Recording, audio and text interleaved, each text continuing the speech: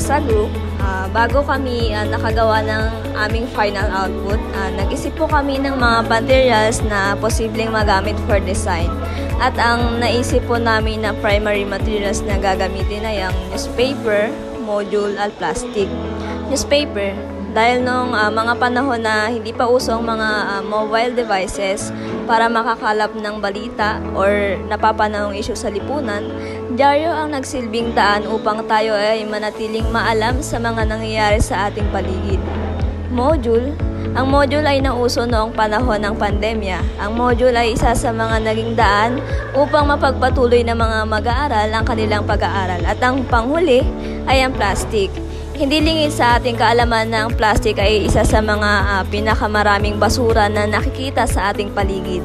At naisip namin ito na isama sa aming final output upang kahit papaano ay makatulong upang mabawasan ang plastic na nakakalat sa ating kapaligiran.